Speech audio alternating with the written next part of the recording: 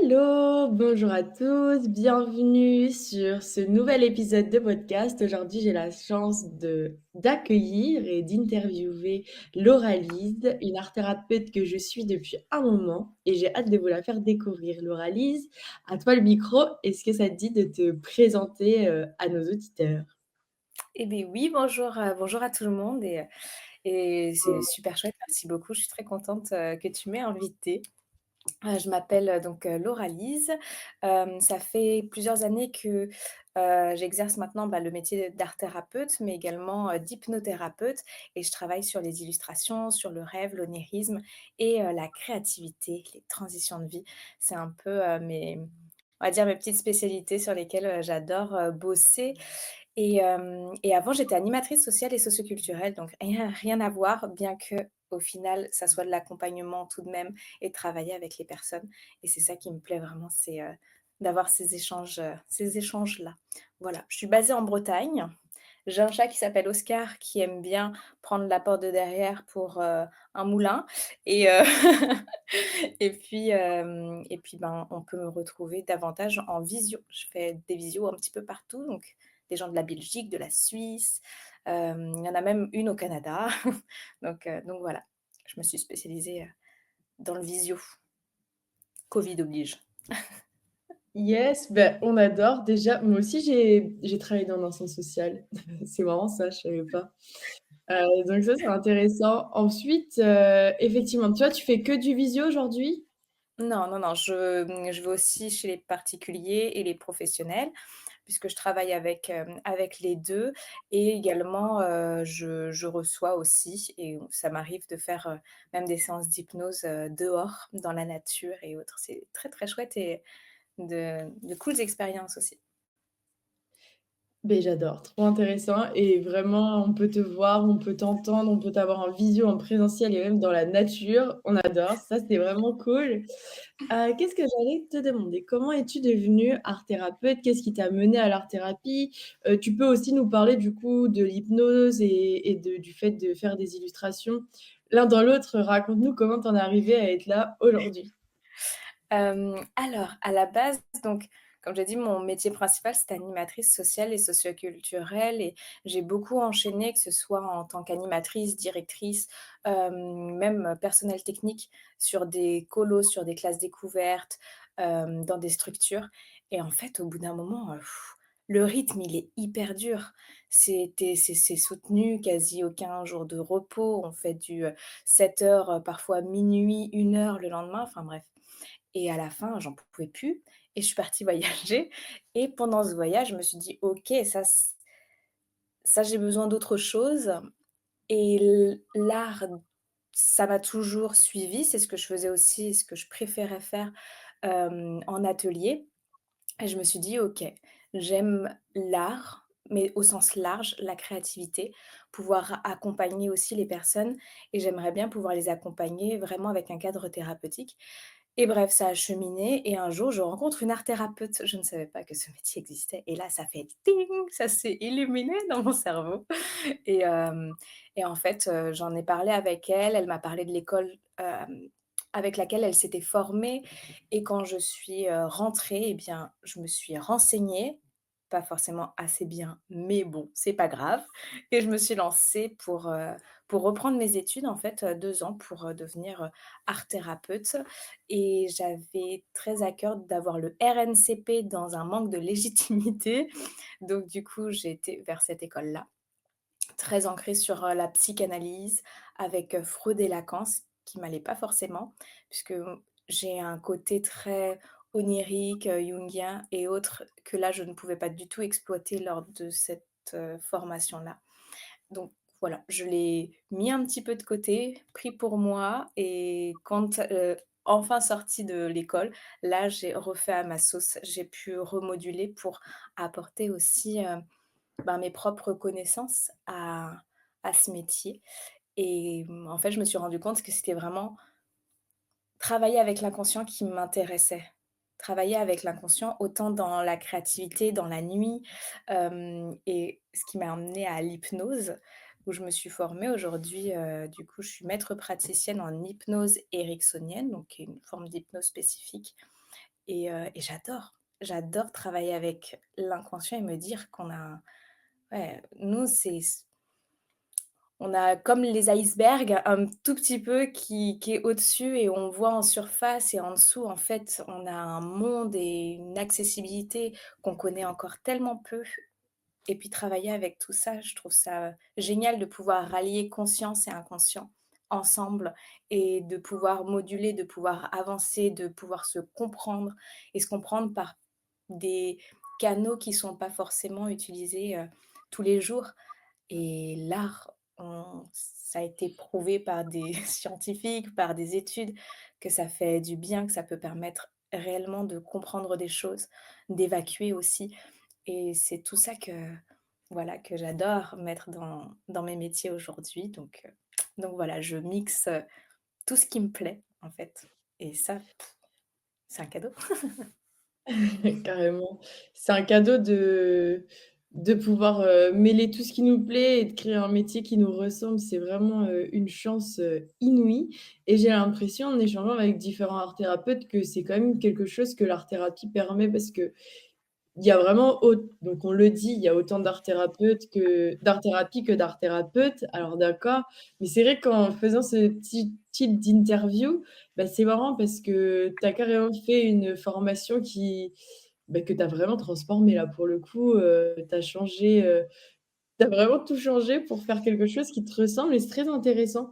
J'adore. J'ai une question sur comment tu gères tes accompagnements, mais avant concernant ton parcours, du coup, ça fait combien de temps, que tu t'es, lancée, en tant qu'art thérapeute, mais peut-être juste, quand tu as commencé à étudier et cetera? C'était quand? Pour avoir un petit Alors, j'ai commencé à étudier en juin 2019.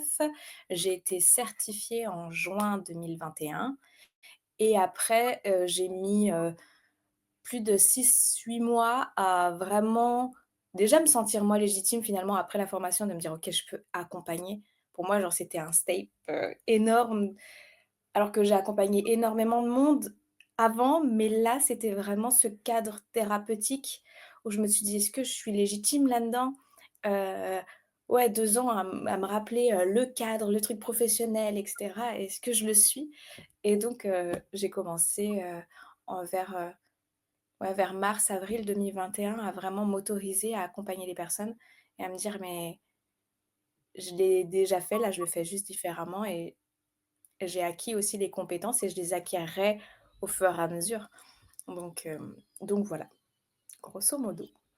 Merci beaucoup et je pense que c'est super que tu parles de cette question de légitimité parce que pour le coup, c'est pas toujours facile, quand on sort d'une formation aussi intense soit-elle, ça déjà 2 ans souvent, c'est souvent 2 ans quand même, j'ai l'impression, et ça va vite et en même temps, tu as la tête dedans et d'un seul coup, tu sors, tu es prêt et oui, tu es prêt, mais c'est dur parce que, bah, le cadre, être thérapeute, c'est pas forcément facile donc merci de le soulever et de nous dire du coup finalement que tu es passé au-dessus et ça, c'est cool.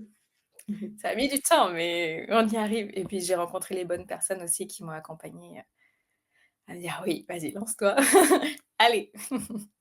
Et aujourd'hui, comment ça se passe, par exemple, parce que vraiment là, du coup, toi, tu mêles hypnose, rêve, tu as dit aussi que tu faisais des illustrations, donc tu es illustratrice et art-thérapie. Comment ça se passe un accompagnement avec toi? Là, je viens vers toi, comment ça se passe? Bah, en fait, c'est en fonction de ce pourquoi tu viens. Il y a des personnes qui vont pouvoir rentrer par la porte de l'hypnose simple, pure, on va faire de l'hypnose. Il y en a qui vont rentrer par la porte, de l'art-thérapie parce qu'ils ont envie de tester l'art-thérapie. Dans mes séances, par exemple, d'art-thérapie, souvent, je vais y mettre des formes de méditation guidée pour pouvoir aller se reconnecter émotionnellement, à quelque chose que la personne elle a envie de travailler ou dans le dialogue qu'on a pu avoir, moi, j'ai senti des pistes et après je propose. Et il y en a qui viennent par la porte juste de l'accompagnement et en fait, là, je mixe en fonction des besoins, de ce que je sens qui ressort aussi dans le dialogue.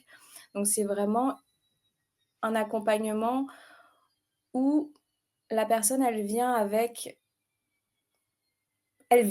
Déjà, soit parce qu'elle a un rêve qu'elle comprend pas, soit parce que, elle a envie, de retrouver sa créativité ou ceci ou cela et en fonction de ce qui se passe dans l'échange, on a vraiment un temps d'échange pour comprendre les besoins, pour comprendre comment moi je peux l'accompagner, qu'est-ce qui parle aussi ou autre et moi ensuite je propose.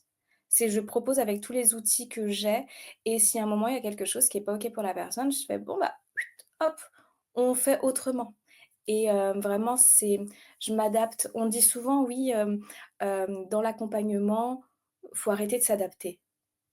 On propose quelque chose et puis la personne elle s'en sert ou pas. Bah, moi, je fonctionne pas comme ça. Moi, j'aime pouvoir proposer pour qu'il y ait une accroche, parce que quelqu'un qui va dire: «Non, j'ai pas envie», bah, ça vient sur une résistance. Moi, je pense que notre métier de thérapeute, c'est de pouvoir accompagner et de rassurer pour mettre un cadre où la personne, elle puisse se sentir libre, ben, d'aller explorer les choses qui vont pas et dans la temporalité qui convienne à la personne, pas selon notre temporalité à nous et du coup, voilà, donc c'est vraiment un accompagnement qui peut être, sur des thématiques spécifiques. Comme j'ai dit tout à l'heure, transition de vie, quand on est bloqué, dans la créativité, qu'on soit professionnel ou particulier, quand on a juste envie de s'autoriser à prendre du temps, de bien-être et de soins pour soi, hem ou encore, quand, justement émotionnellement parlant, il y a des choses qu'on comprend pas et ben, on va aller explorer ça ou vis-à-vis des rêves parce qu'il y a des problématiques, terreurs nocturnes, des cauchemars, des rêves répétitifs ou juste une envie d'aller explorer les rêves et en fait, à partir de cette demande-là eh bien, moi, j'ai ma palette d'outils. Souvent, je dis maintenant que je suis davantage thérapeute que art-thérapeute, puisque je prends l'art-thérapie comme une super boîte à outils, l'hypnose comme une super boîte à outils, hem et puis le rêve pareil, pour aller créer quelque chose sur mesure pour la personne. Voilà. Ça J'avais pas donne du trop tout préparé, un truc hyper cadré donc désolée, non, non, c'est ça. c'est génial. En plus, de toute façon, les personnes qui nous écoutent sont en grande majorité des art thérapeutes, donc on peut aussi se permettre de parler en connaissance de cause, ce qui est plutôt agréable. Donc je pense qu'on comprend très bien, merci. Et tu sais, ça me donne trop envie, ça donne trop envie de moi je viens, mais j'ai pas de problème, du tout, juste, ça doit être trop cool d'étudier ses propres rêves. Ça a l'air vraiment bien et je pense que c'est juste de la curiosité, en fait, qu'est-ce qui se passe? D'ailleurs, parlant de rêve, tu vois, c'est marrant parce que alors là, je vous raconte un peu ma vie, ça n'a rien à voir, mais en fait, Vas-y. on se demandait, avec des amis, il y a 3 jours: «Pourquoi on se rappelle?» Je sais pas vous, mais on se ra personnellement, je me rappelle quand même vachement plus des mauvais rêves que des rêves bien et je me disais, et les gens avec qui j'en parlais aussi et je me disais: «C'est con» parce que des fois, ça m'est déjà arrivé de me réveiller en me disant: «Waouh, ce rêve», même si c'est pas grave, tu vois? Genre, c'était vraiment de la merde et ça me met dans une mauvaise vibe et je me dis: «C'est Ouais. dommage parce que vu comment je vis ma vie», genre là, par exemple, tu vois, j'ai une petite tasse arc-en-ciel dans laquelle je mets ma mousse de lait, c'est très beau. Heu, Bah, elle est belle, tu vois? C'est doux et je me dis: «C'est con parce que ça pourrait être tellement cool de se rappeler» parce que je suis sûre que je vis des rêves marrants, c'est obligé et et du coup, on se disait et c'est vraiment quand je me rappelle d'un bon rêve, c'est il était bien, mais il était bizarre, quoi. J'adore. Il était bien, mais il était bizarre.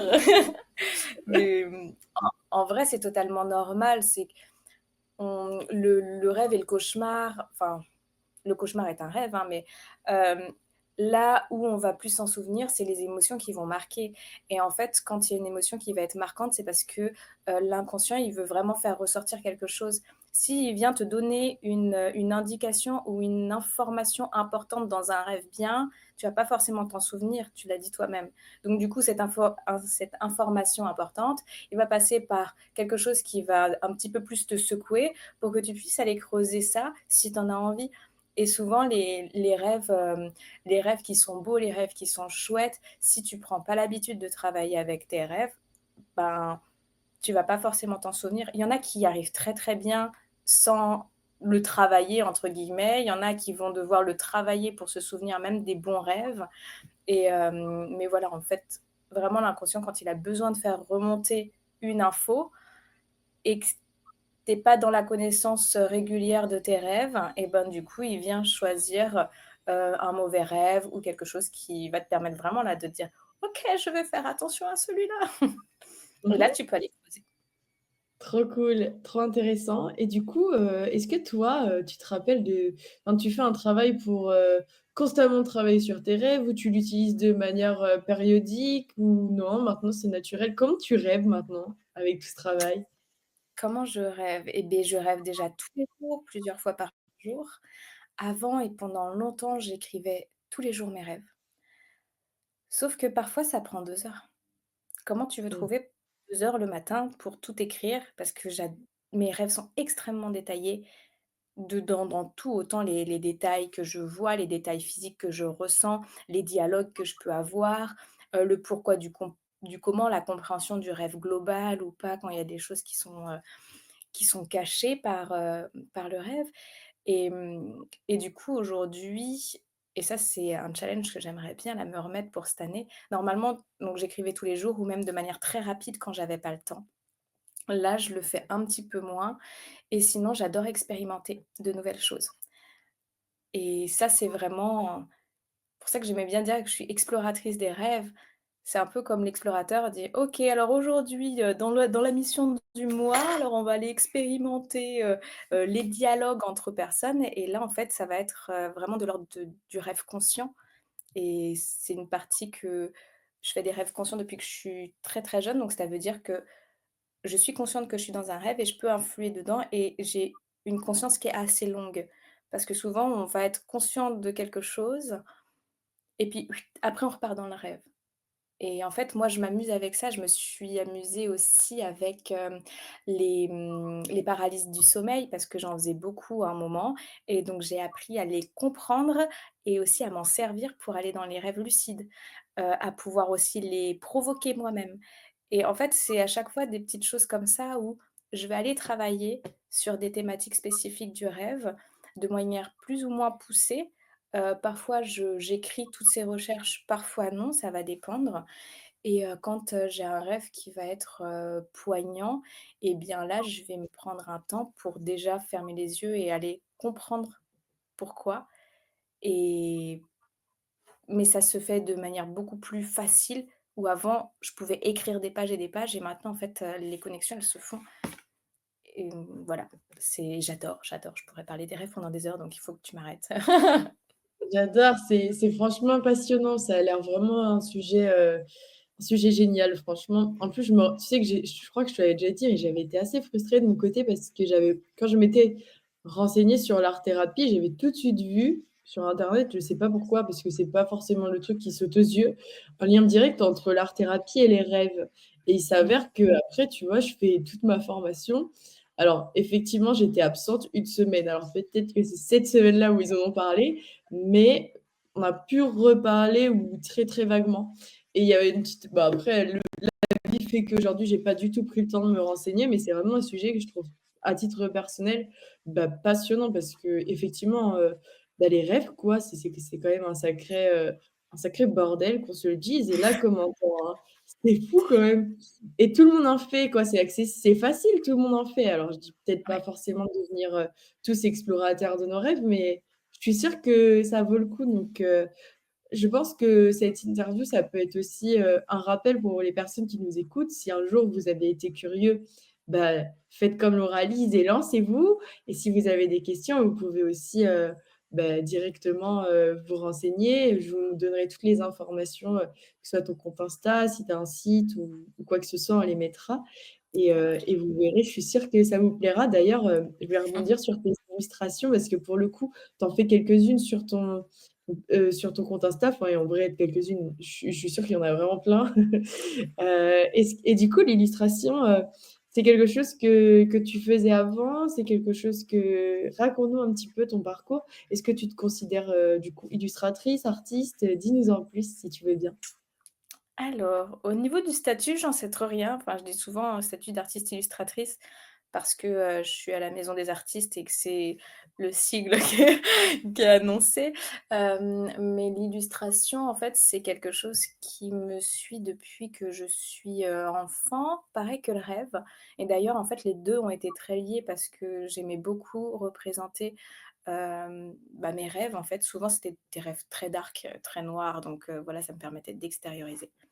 Mais aussi, à l'école, j'ai un trouble de l'attention et de la dyslexie et en fait, c'est très, très compliqué pour moi le schéma basique de l'école et en fait, de pouvoir dessiner pendant les cours et juste d'écouter, ça me permettait de pouvoir mettre ma concentration à la compréhension de ce qui se disait, plutôt que de m'évaporer par la fenêtre et là d'être, en train de regarder les nuages, de: «Oh la forme qu'ils ont» et ça me fait penser à des ceci et cela.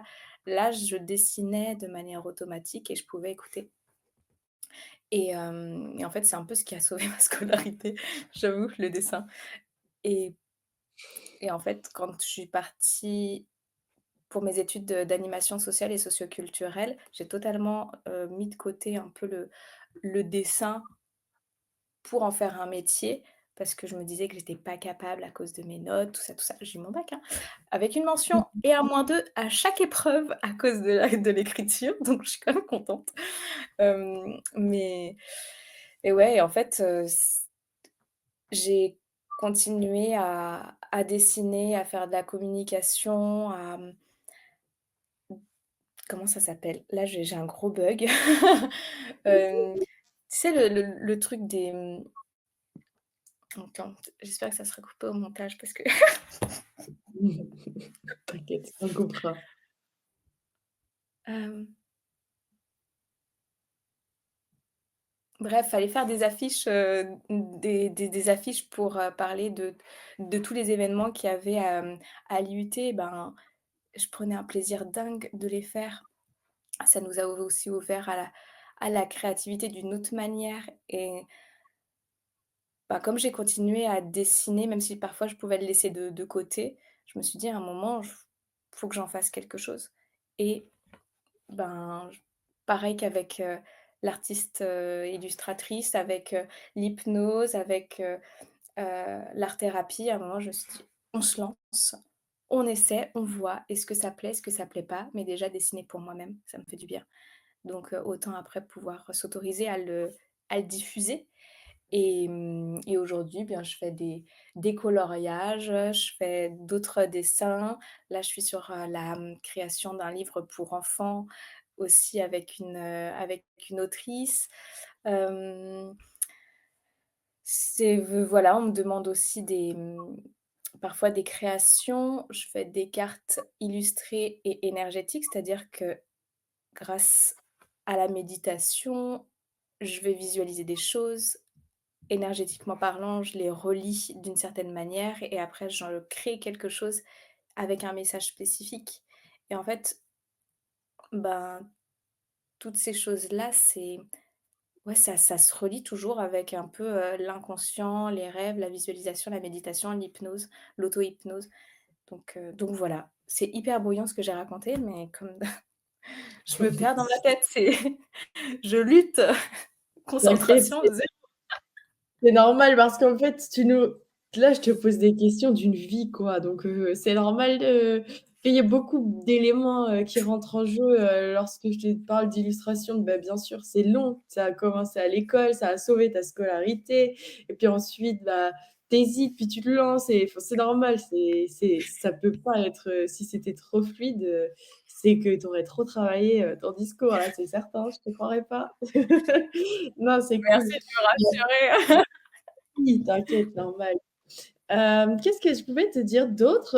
En fait, je voulais déjà mais tu as répondu à ce que j'avais noté, rêve, illustration, mais tu nous as dit que du coup, effectivement, tu avais puisé, tes ton inspiration dès le départ, finalement, dans tes rêves. Donc, finalement, c'est intéressant de discuter comme ça et de prendre, le chemin d'une personne vu de d'au-dessus, faire un petit pas de côté, parce qu'on se rend compte que tout est lié et aujourd'hui, ta pratique en tant que thérapeute, c'est le résultat de plein de choses liées, peut-être directement à l'enfance et des centres d'intérêt, des appétences donc Tu c'est cool parce que ça me rappelle du coup ce que tu as dit au tout début. Il y a un peu une question d'être à sa place quoi en tant que thérapeute.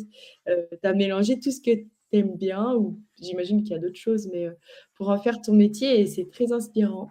Donc, je pense que tu vas inspirer, beaucoup de personnes, qui nous écoutent. Je voulais je voulais te poser une autre question du coup concernant ta créativité. Donc là, on va rentrer dans les questions, que je pose à tous les art thérapeutes et OK. certains intervenants. Donc, concernant ta créativité, en fait, j'ai remarqué qu'en tant que art thérapeute, qui plus est, on utilise beaucoup notre créativité pour les personnes avec qui on travaille, mais également les personnes qui vont être sur les réseaux sociaux, comme toi. Concernant les réseaux s concernant ta créativité, pardon, du coup, elle te sert à beaucoup de choses, mais est-ce que tu arrives encore à avoir ta créativité, pour toi, artistique ou dans ta vie de tous les jours? Et comment tu vis, toi, ta propre créativité, finalement? Mmh, alors je dirais que la créativité, elle est quasi, constante et parfois c'est dur de mettre off au cerveau, mais c'est pas du constant en mode c'est toujours qualitatif. Non, parfois c'est des trucs totalement saugrenus, mais ça peut se reporter sur énormément de choses. Par exemple sur tout ce qui va être, trouver une solution pour du bricolage, trouver une solution pour un agencement de telle ou telle chose. Comment Comment je peux faire autrement avec ce que j'ai pour venir à un résultat que j'ai envie d'aller explorer ou de comprendre? Et et en fait, là où parfois je peux me sentir un peu, sans créativité, c'est quand à des moments ça fuse tellement que ça fait ploc. Tu sais ce ploc de il y a plus rien qui n'existe et tu as l'impression d'être dans un autre univers. Je sais pas si ça fait ça à d'autres personnes, mais je pense oui. Et où il y a plus d'émotion, il y a plus rien, c'est juste un grand vaste. En fait, je profite aussi de quand à ces moments-là pour, juste pour reposer les neurones, quoi. Et et des fois, comme j'ai dit, ouais, c'est pas forcément de la créativité qui va être, dont je vais pouvoir forcément me servir pour aller vers quelque chose que je à exploiter en mode: «Ouais, ça, c'est une idée de génie». Non, c'est bah, du coup, je me fais des petits carnets où j'y mets toutes les idées, tout ce qui me vient à la minute, parce que sinon tu te perds. Déjà que je me perds dans les projets et par contre dans la créativité, où je fais, où vraiment je vais prendre le temps de dessiner, d'aller écrire et autres, ça je prends beaucoup moins. Je suis beaucoup plus dans ma créativité dans la tête que dans le faire et ça c'est quelque chose que j'aimerais aller retravailler avec moi-même parce que ouais, je suis dans une phase où je suis plus dans ma tête que dans l'action et ça me pose un peu problème, quoi. La mise à l'action est un peu problématique. J'avoue, j'avoue. Bah, merci pour ton humilité et de nous l'avouer, mais c'est vrai que c'est quelque chose qui peut revenir, souvent dans des conversations avec des art thérapeutes parce que en fait, déjà, quand tu parles, j'ai envie de dire, on dirait que tu es hyper créative, mais tu es hyper tirée créative, pas juste, beaucoup créative. Ça se voit que ça fuse dans tous les sens tout le temps et du coup, forcément, c'est trop cool.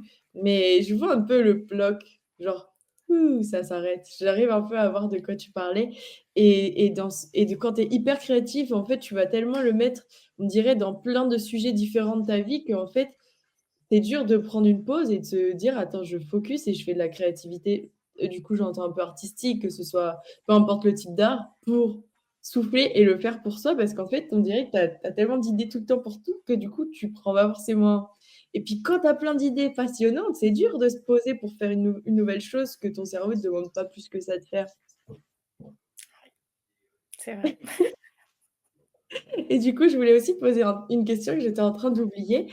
En fait, à chaque fois, je dis: «Il faut que ça tienne 30 minutes», mais j'ai trop de questions pour que ça tienne 30 minutes. En fait, l'Oralis, je pense qu'il y a pas mal d'art thérapeutes qui te connaissent déjà parce que toi, tu as un compte Instagram, bien garni, bien intéressant, et qui commence à se faire de plus en plus gros. Comment tu arrives à gérer ça? Parce qu'il y a pas mal de personnes avec qui j'échange à propos des réseaux sociaux, donc est-ce que tu peux nous expliquer, toi, basiquement, hein, comment tu te sens sur Instagram? Comment tu gères ça? Est-ce que tu es à l'aise? Dis-nous un tout petit peu plus sur, ton rapport à ton compte Insta finalement. OK et beh, Tu m'aurais posé la question il y a genre, 2 mois et demi, et la réponse aurait été totalement différente. Là, ça fait, 1 mois et demi, 2 mois que je suis en pause Instagram parce qu'entre, le déménagement, l'aménagement, donc oui, j'ai déménagé et j'ai énormément de choses à faire, à ranger et autres. J'ai pas pris le temps et j'ai pas anticipé non plus puisque ça s'est fait dans la foulée et là, j'ai du mal à revenir. Aujourd'hui aujourd'hui, en plus, je me suis dit: «Vas-y, je fais ma vidéo de, je reviens, je suis là!» Et parce qu'en vrai, ça me manque de pouvoir partager et j'ai envie de partager énormément de choses, sauf que je sais plus comment y aller. Je me suis formée sur, CapCut là pour faire des vidéos parce qu'à la base, c'était pas du tout mon truc. Je m'étais lancé un challenge pour parler des rêves pendant 30 jours, j'ai tenu 21 jours et puis un jour, j'ai fait autre chose que les rêves et ça a buzzé, j'ai pas compris et j'ai gagné plus de 20 000, personnes sur mon compte. Merci à toutes ces personnes-là. Hem, donc en fait, c'est un petit peu tu as une planche de surf, et puis il faut apprendre à surfer, quoi, et c'est pas toujours simple et au bout d'un moment que tu vois les autres surfer, bah, moi, j'ai un petit peu peur de repartir surfer et de me dire: «OK, est-ce que je vais réussir à bien prendre la vague?» Hem, donc j'adore ce réseau-là, Instagram, puisque c'est principalement sur lequel je suis. J'adore pouvoir échanger avec des personnes, pouvoir, parler, accompagner. Parfois, je prends beaucoup de temps d'ailleurs en message privé et j'essaie de me dire: «Bon, l'oralise, le temps là, tu en as moins, donc essaie de faire plus court, c'est très dur». Heu, J'essaye d'anticiper et de créer des vidéos à l'avance. C'est très compliqué pour moi, mais c'est pas grave et en fait, aujourd'hui, bah, j'ai une belle communauté. J'ai perdu quand même beaucoup de visibilité parce que beaucoup ne voient plus mes publications et je le sais, c'est parce que ça fait un moment aussi que j'ai pas fait. En fait, ça peut être éreintant également. Éreintant de devoir être constamment, présente, au moins 1 à 2 fois par semaine, mais en tout cas, je vois vraiment une différence de quand tu l'es, de quand tu l'es pas et Instagram a ses algorithmes, c'est ses petits secrets, quoi, mais donc voilà, mais c'est une belle plateforme. C'est pas forcément ce qui me rapporte le plus de clients, mais ça ramène de la confiance auprès des personnes et et en fait, je fais de magnifiques rencontres et ça, voilà, ça c'est génial. Ouais, bah, génial. C'est vrai que faire une pause d'Instagram et revenir, c'est pas forcément facile, alors, honnêtement, j'ai jamais fait en vrai, donc je peux pas dire je connais parce que c'est faux. J'ai fait peut-être une pause d'une semaine, mais ça compte pas vraiment une semaine. Mais c'était C'est déjà comme beaucoup moi. pour moi. Mais Ouais. en tout cas, j'ai déjà entendu parler du fait de faire une pause et c'est peut-être pour ça que d'ailleurs je la fais pas. C'est que ça peut être un peu dur, de revenir parce qu'en fait, ça peut te mettre un peu la pression, comme tu dis. En fait, c'est vraiment cette idée, j'adore l'image du surf, parce que même par rapport à la vie, j'adore cette image. Mais en fait, tu es là avec ta planche et tu te dis: «Waouh, ça fait flipper un peu quand même». Mais ça va être cool, hein, mais ça fait flipper et du coup, bah, bon retour sur Instagram et on t'attend parce qu'en fait, nous, on adore ce que tu fais donc on attend tes posts et tes dessins et tes tutos. Moi, j'adore ce que tu Bienvenue. fais, ça m'inspire de fou et dès que je vois, je fais: «Oh là là, mais comment elle a une bonne idée, oh mais ça j'adore et tout». Je fais: «Vas-y, elle m'inspire, c'est cool». Allez, viens, reviens avec nous, c'est trop cool. Non, c'est cool et merci du coup, encore une fois, de parler aussi de ça, parce qu'il y a beaucoup tous les gens qui sont sur Instagram, peu importe le nombre d'abonnés, je pense qu'on est tous d'accord pour dire que c'est quand même, effectivement une joyeuse plage où, on surfe tous à notre sauce et c'est intéressant. Moi, comme toi, j'adore Instagram. Franchement, c'est vraiment une plateforme que j'affectionne parce que je trouve personnellement que c'est aussi l'expansion de mon art et de ce que j'ai envie de partager avec le monde et au fur et à mesure, j'ai même un peu décroché. À la base, moi, je faisais de la peinture et bon, bah, je prends plus trop le temps de le faire déjà, mais en plus. En fait, j'aime trop partager sur Instagram, même les tutos, le fait de se former un peu à CapCut, bon, moi, franchement, je trouve que là, je le dis ouvertement et officiellement, il faut que j'améliore un peu mes montages. Il faut que je fasse un petit effort pour, glow up. Mais une chose est sûre, c'est aussi un art et ça demande tellement de créativité de réfléchir à comment je vais tourner cette vidéo parce que j'ai un vrai message à faire passer au même titre que j'avais un vrai message à par faire passer, quand, pendant mes études d'art, je devais, faire une performance ou j'en sais rien, tu vois? Donc, il y a vraiment quelque chose de très créatif et très artistique qui vaut le coup et qui est très agréable et les rencontres, je te l'accorde franchement, au fur et à mesure du temps, je dois me rendre compte que réellement, ça m'a apporté vraiment dans ma vraie vie, des échanges tellement intéressants. Le fait de pas être seule en tant qu'art thérapeute aussi, tu sais? Il y a quelque temps, ça fait à peu près un an, moins d'un an où on s'était écrit pour parler de ça. Bah, ça faisait tellement plaisir de se dire: «Eh, ça te dit pas qu'on fasse un live pour parler de l'art-thérapie?» «Si». Un live, un truc off, hein, on s'était juste appelés sur Google Meet et c'était super, quoi. C'est vrai. Donc c'est des détails, mais ça fait du bien de pas être tout seul dans son coin. Donc chers art thérapeutes, ne restez pas seuls. Puis même de J'aurais quelques pouvoir ah pardon. vas-y, excuse-moi.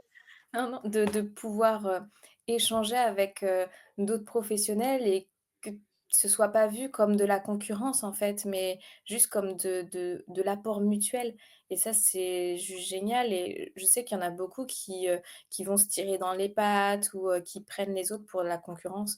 Mais en fait, on va pas toucher le même public, les personnes, elles vont pas venir pour les mêmes raisons, chez l'un ou chez l'autre et on peut, totalement s'entraider pour, en fait, faire de notre métier un métier encore meilleurs, nos accompagnements encore meilleurs et surtout aussi diffuser l'art-thérapie parce que plus on est compétent, bien plus les personnes vont parler de l'art-thérapie et en général et en fait, ça va être bénéfique à tous les art-thérapeutes. Donc vraiment s'entraider, combien de personnes, viennent: «Oui, je voudrais des informations sur l'art-thérapie». Bah, il y en a qui les envoient chier, il y en a qui viennent justement, bah, en aide et en fait, ces personnes-là, oui, ça va faire plus d'art-thérapeutes mais ça va faire aussi, beaucoup plus connaître le métier et c'est juste, se faire des cadeaux à soi-même et aux autres que de s'entraider, de s'apporter, hem et même d'entretenir des relations où quand on a une question, ben, la personne en face, elle sait de quoi on parle parce qu'on est sur, les mêmes, j'ai pas le mot. Voilà, on est sur le même truc, quoi. Et c'est vrai que c'est intéressant de parler là un peu de la non-concurrence parce qu'en réalité déjà, il y a pas tant d'art thérapeutes en France pour commencer. Ce qui fait qu'avant qu'il y en ait trop, je pense qu'il faudra encore quelques années.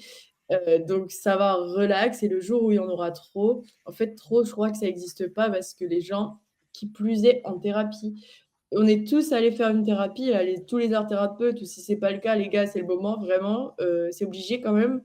Mais en fait, moi j'ai déjà vu plein de thérapeutes, hein. Franchement, à la première séance, je sais d'avance si ça va matcher ou ça va pas matcher. Ça veut pas dire que la personne elle est compétente ou pas, ça veut juste dire qu'il faut que ça matche avec moi qui je suis en tant que personne et c'est à partir du moment où la thérapie fonctionne via un transfert contre transfert que en fait, il y a pas de concurrence parce que ce qu'on veut, c'est matcher avec d'autres humains. C'est du coup, tu es pas en concurrence parce que si je matche avec toi, je matcherai pas forcément avec la voisine et inversement et c'est OK. Il y a un truc et je pense que bah, tu l'as vu, moi je vois beaucoup et c'est quelque chose que j'apprécie pas à titre personnel, beaucoup sur les réseaux sociaux des commentaires d'art thérapeutes, qui vont pas forcément être toujours gentils. Par exemple, dans mon compte Instagram, ma vie d'art thérapeute, je n'ai jamais eu de haters de toute la vie sur Instagram.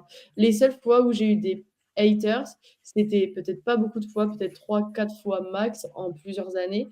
Par contre, c'était toujours des art thérapeutes et c'était franchement pas nécessaire que j'ai un confrère qui vienne me dire, que la manière dont je parle de l'art-thérapie lui convient pas parce que déjà dans un premier temps, bah, je m'en fous et dans un deuxième temps, s'il y a quelque chose, un message à faire passer et ça, chers art-thérapeutes, si vous voulez dire quelque chose, on va pas vous l'apprendre. C'est pas en disant de manière méchante ou de manière froide ou de manière simplement, pas cool que la personne, elle va vous écouter. Il faut envoyer un petit message privé à la limite et encore 99 du temps, on vous a pas demandé l'heure et je suis désolée, mais ça sert à rien de venir la donner franchement. Désolée, mais je sais pas ce que tu en penses, mais des fois, je me dis: «C'est peine perdue», travaillez plutôt sur votre propre communication pour vous gagner en visibilité, pour vous travailler en tant qu'art thérapeute plutôt que d'aller embêter les autres art thérapeutes qui font déjà de leur mieux, quoi. Voilà. Petit coup de gueule, pardon. Et je rajouterais même si à un moment il y a quelque chose qui vous convient pas dans ce qui est dit ou autre, plutôt que d'aller, de front en disant, «Tu tort, c'est pas comme ça», juste, bah, d'ouvrir le dialogue en disant: «Est-ce que tu peux m'expliquer pourquoi tu penses comme ça?» Et en fait d'essayer de comprendre aussi le point de vue de l'autre parce qu'on a nos propres, manières de penser et oui, parfois même ça peut nous révolter de voir, je sais pas, un art thérapeute, ou une art thérapeute qui fait ça et bah, au lieu d'aller: «Ouais, c'est pas bien» et d'avoir son petit drapeau, juste d'aller comprendre si on a envie de comprendre. Mais en fait, oui, un message de haine ou autre, ça va ni se faire avancer soi, à part peut-être se défouler un petit peu et encore, franchement, si on a besoin de se défouler, on a l'art-thérapie pour. On a des super outils, voilà, que d'y aller, ça apporte pas grand-chose et donc bon, enfin voilà, je laisse ça. Voilà, petit remin petit rappel, en fait, mais c'est vrai que franchement, si vraiment pour faire un pas de côté les uns envers les autres, je sais pas vous, je sais pas toi, mais en vrai, bien sûr que je vois des franchement, je vois tous les jours du contenu d'art thérapeute ou d'art thérapie où je me dis: «Mais c'est lunaire». Mais ça sert à rien, travaillez plutôt sur vous, genre, c'est un peu le truc, tu veux changer le monde, commence par toi-même, bah, c'est tout. Enfin, j'essaie de faire de mon mieux selon moi et c'est déjà très bien, mais ça sert vraiment franchement, à rien, du coup, pour faire, la boucle, d'avoir peur de la concurrence ou d'avoir peur d'une communication qui vous ressemble pas. Soyez juste plus gros que l'autre et au pire et au contraire, challengez-vous, ça serait intéressant. Voilà, je sais pas ce que tu en penses? Parfait. C'est bien, tu as Très bouclé la boucle, tu vois? Je savais même plus d'où on était parti donc parfait, donc on va conclure avec, je vais te demander du coup, est-ce que tu pourrais, conseiller un livre ou si tu veux plusieurs comme vraiment toi tu as quand même plusieurs, sujets pour, des art thérapeutes, qui seraient ou des futurs ou des artistes ou qui que ce soit qui seraient intéressés par un livre, par exemple sur, la créativité, l'art thérapie ou encore les rêves ou l'hypnose? alors, je vais chercher dans la bibliothèque parce que, déjà en termes de souvenirs, de noms et cetera. Hop, alors,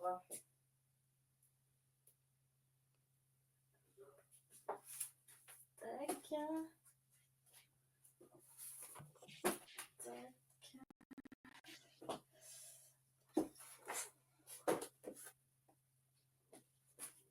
Bon, 3 c'est déjà bien. Alors, pour la créativité, parce que, je pense on peut utiliser je pense que tout le monde va connaître, cette référence ou beaucoup en tout cas. Voilà, Anne-Marie Jobin et elle a fait, il y en a même, sur le deuil, sur différentes, problématiques, et en fait, c'est une mine, d'idées dont on peut se servir telles quelles ou même réadapter. Franchement, si vous ne connaissez pas, heu, allez-y les yeux fermés. En plus, le livre n'est pas cher, 7,90 aux éditions Poche Marabout. Ensuite, tac, celui-ci aussi, autant, bah, pareil pour soi que dans l'accompagnement. Ça peut donner beaucoup d'idées, ça peut aider à accompagner. Si il y a de la théorie, art thérapeutique ou autre, il y a le gros livre, de la Bible de l'art-thérapie, heu, qui peut être intéressant, où il y a plein d'idées également et sur les rêves, mon petit chouchou parce que et cette autrice, elle est juste, dingue, tous ses livres, c'est Nicole Gratton, genre the référence. En plus, elle est du Québec. Hem et ça, c'est L'art de rêver et son bouquin est vraiment, vraiment génial. Elle explique aussi donc il y a des choses avec lesquelles je suis pas forcément, d'accord, mais franchement, le reste, c'est du pain béni si on aime les rêves, qu'on a envie d'apprendre à les interpréter, à les comprendre. Ça, c'est voilà, celui que je recommande, en fait, à tout le monde et je l'ai découvert il y a quelques années et ça m'a vraiment, boosté en fait sur, sur ce que je pouvais faire et aussi réconfortée sur plein de trucs, que je me dis: «Ah bah oui, ah bah oui, ah bah oui» et ça voilà, mes 3 petits chouchous, voilà. Bah, écoute, merci beaucoup pour le coup, ça me donne trop envie d'acheter, de m'offrir celui sur l'art de rêver, tu m'as convaincue. Heu, on verra, je le mets dans la liste dans la liste infinie, mais franchement, ça a l'air vraiment trop intéressant les rêves. J'espère que ça vous aura également, ouvert la curiosité ou rappelé ou dites-nous en commentaire. Déjà, j'oublie toujours de dire ça, mais laissez des commentaires, chers auditeurs. On va terminer sur la toute dernière question. Last one, ah bah non, il me Ah reste une autre. et voilà! Bah, tu sais quoi? Il y en a 2. Donc il nous faudrait un ou 2 conseils, comme tu le sens là, dis-toi que tu parles à un quelqu'un qui est art thérapeute ou quelqu'un qui veut devenir art thérapeute, comme ça, tu as un conseil à donner. Qu'est-ce que tu dirais, toi? The conseil, entoure-toi. Entoure-toi Mmh. d'autres professionnels, que ce soit des professionnels dans l'art-thérapie ou non, mais vraiment entoure-toi. Parce que souvent, on le fait en tant qu'indépendant, on peut commencer seul. C'est franchement, ça peut être vite fait la déroute et de s'entourer, de trouver les bonnes personnes ou tâter de rejoindre des réseaux, d'entrepreneurs ou d'art-thérapeutes comme celui que tu proposes toi. Enfin, c'est juste, ouais, ce que je vous conseille, vraiment le plus, plus, plus. S'entourer, ça fait tout. Ça fait tout. Et bah, merci pour Continuer à ce se former, Ah oui, ouais, effectivement. Merci pour ce bon conseil, et du coup, continue à vous former également. C'est vrai que petit rappel, pareil dans la description, vous tournerez, mais pour le coup, derrière gang de thérapeutes, il y a un gang, donc une communauté, donc cliquez sur les liens si vous avez des questions, vous comprendrez tout. Et toute dernière question à l'oralise, cette fois promis, c'est la dernière. Est-ce que tu peux nous dire une citation, soit la citation que tu préfères, soit celle qui te vient, une citation, et si tu en as pas, tu en inventes une autre, on s'en fout. Mmh, non, mais ça va faire cliché, mais c'est la seule qui me vient en tête, parce que sinon ça me demanderait plus de réflexion, mais je ne sais plus de qui est cette citation. C'est, hem: «Arrêtez de rêver votre vie et vivez vos rêves» et en vrai, on peut continuer à rêver sa vie, mais justement le passage à l'action pour vivre enfin ses rêves, c'est je le step au-dessus. Alors cliché, je sais pas, mais elle est tellement adaptée avec, ton profil et la conversation qu'on vient d'avoir. Franchement, j'adore. Merci beaucoup. Merci à tous de nous avoir, écoutés. Si vous êtes juste là jusque-là, c'est super génial. Je vous donne toutes les infos en description pour retrouver l'Auralise. Je sais même que tu fais des petites séances de groupe en ligne, donc franchement, si vous voulez tester avec elle, bah, let's go! Allez-y les yeux fermés. Et pour terminer, je te laisse juste moi, je dis ciao, bye. Je te laisse dire au revoir et je terminerai l'enregistrement. Donc bye bye tout le monde. Ça marche, à bientôt. Merci beaucoup d'avoir été là, puis on se retrouve sur les réseaux ou n'importe où. À bientôt.